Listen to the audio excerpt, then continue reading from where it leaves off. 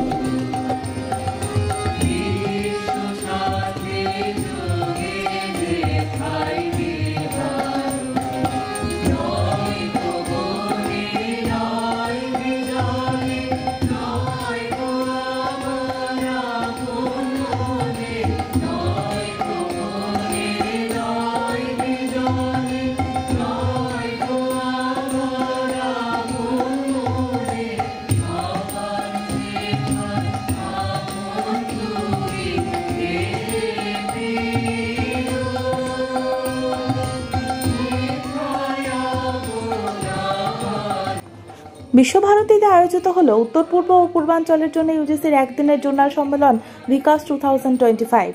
বিশ্ববিদ্যালয় ও স্বায়ত্তশাসিত কলেজগুলিতে শিল্প সংযোগ, দক্ষতা উন্নয়ন এবং নতুন পাঠ্যবিন্যাস গঠনের উদ্দেশ্যে এই সম্মেলনে উপস্থিত ছিলেন ইউজিসির বিভিন্ন শীর্ষকর্তা, শিল্প জগতের প্রতিনিধিরা এবং একাধিক কেন্দ্রীয় সংস্থার সদস্য। সম্মেলনে স্বাগত ভাষণ দেন বিশ্বভারতীর উপাচার্য ডক্টর প্রবীর কুমার ঘোষ। সম্মেলনের লক্ষ্য ও প্রাসঙ্গিকতা নিয়ে বক্তব্য রাখেন ইউজিসির প্রাক্তন chairman professor M Jagadesh Kumar. Academic আলোচনা পর্বে এনসিআরএফ, এনএসকিউএফ এবং এনএইচকিউএফ নিয়ে বক্তব্য রাখেন ডক্টর নির্মলজিৎ সিং কালসি। এইটিপি গাইডলাইন স্বয়ং প্লাসের নতুন শিক্ষা মডিউল নিয়ে বিশদ আলোচনা করেন ইউজিসির সচিব professor Manish Joshi. That the aspirations of this large number of students are fulfilled, and that is possible only when we provide our students multidisciplinary education. And this is possible for you as colleges and universities only when the regulators come up with the frameworks and facilitate this kind of skill education integration in the regular degree programs. And that's the reason why UGC has come up with few frameworks. Number one, how can you integrate skill education as part of the regular degree programs?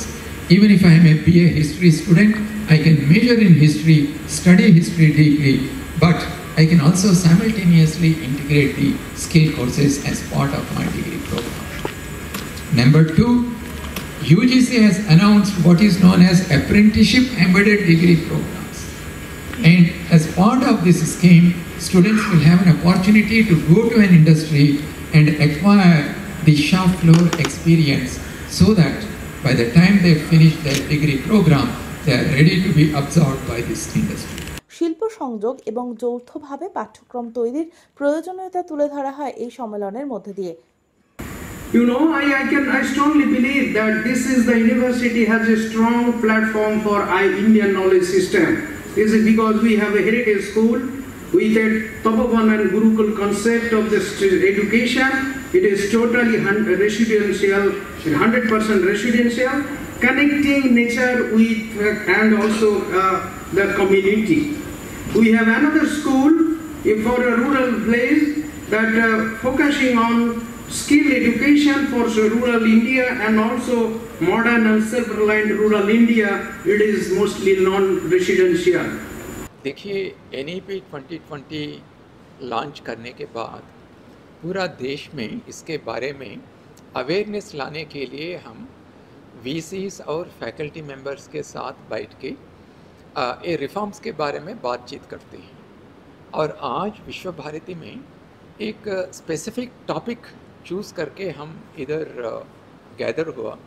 ये topic ये है कि हमारा बच्चों को कैसी skills provide करना है, कैसे कॉम्पिटेंसीज प्रोवाइड करना है ताकि हमारा स्टूडेंट्स वर्क के लिए रेडी होगा। आज हमारा देश में एकोनॉमिक डेवलपमेंट बहुत हो रहा है। हम one of the fastest growing economic powers हैं, इसीलिए नया नया जॉब अपॉर्चुनिटीज़ आ रहा है हमारे सामने, जैसा मैन्युफैक्चरिंग में, इंजीनियरिंग में और सर्विस सेक्टर में अलग अलग स्किल्स का आदमी का बहुत ज़रूरी है। लेकिन हमारा यूनिवर्सिटीज़ में, कॉलेजेस में जो हम पढ़ाते हैं, इसमें वो स्किल्स और कॉम्पिटेंसीज है ही नहीं, तो हमारे बच्चों को जॉब कैसा मिलेगा? इसके बारे में डिस्कस करने के लिए आज विश्व भारती में हम गैदर हुआ, और इसमें 2-3 चीज़ इम्पॉर्टेंट चीज़ हम डिस्कस कर रहा है। जैसा हमारा देश में अभी आसपास 5 करोड़ लोग हैं हायर एजुकेशन में, इसमें नियरली 70% ये करते हैं BA BSc BCom, और ये डिग्री करने के बाद इनका अपॉर्चुनिटीज़ क्या है? बहुत कम है।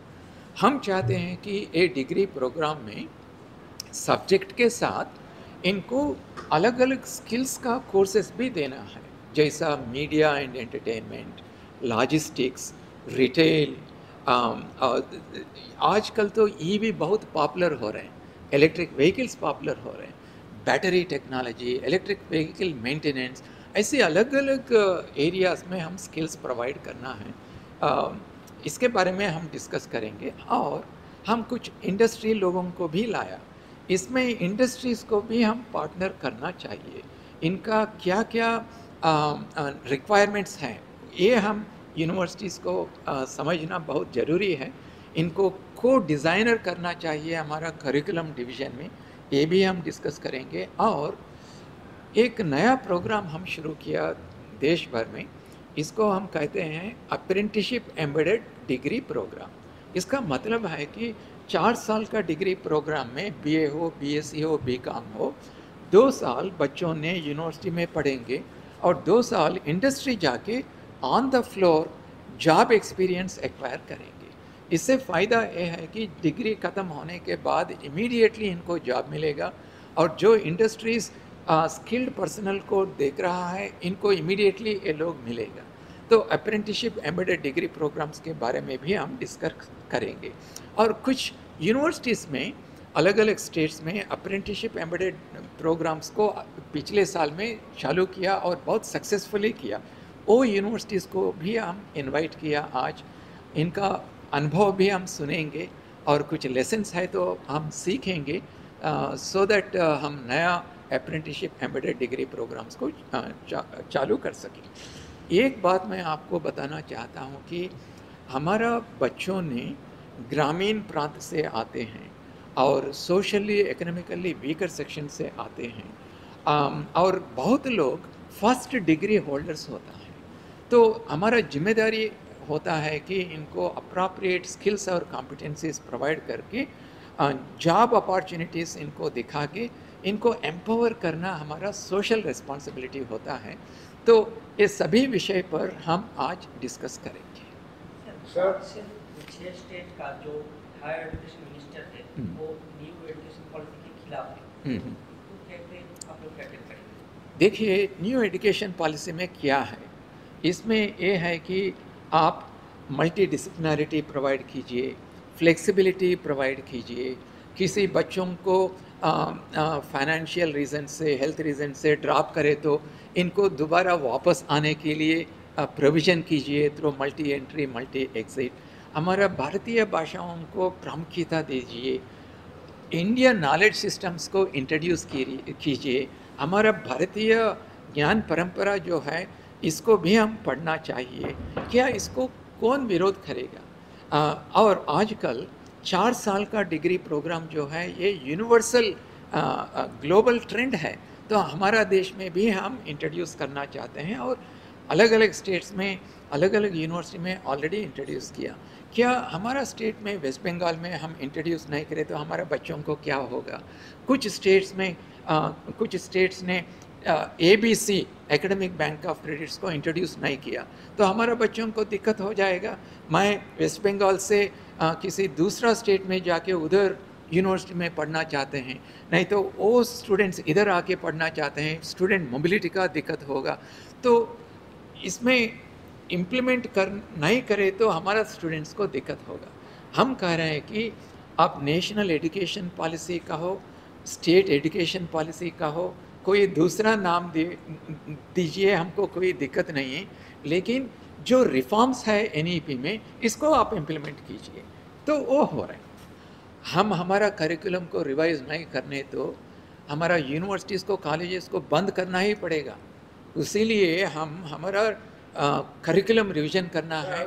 हमारा बच्चों को जो जो इमीडिएटली इम्पॉर्टेंट है, ज़रूरी है, वो नॉलेज को, वो स्किल्स को हमारा डिग्री प्रोग्राम्स को में इंट्रोड्यूस करना है।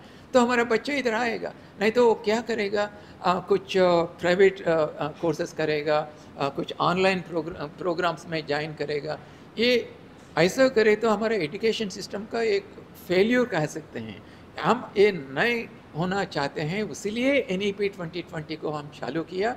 हमारा एजुकेशन सिस्टम को स्ट्रेंथन करके हमारा बच्चों को जो फ़ायदा है ऐसी एजुकेशन को हम प्रोवाइड करना चाहते हैं। आप মেরিল্যান্ড প্রি স্কুল যা হয়ে উঠতে পারে আপনার সন্তানের শিক্ষারম্ভের সঠিক ঠিকানা। 2 থেকে 6 বছর বয়সী শিশুদের ভর্তি চলছে।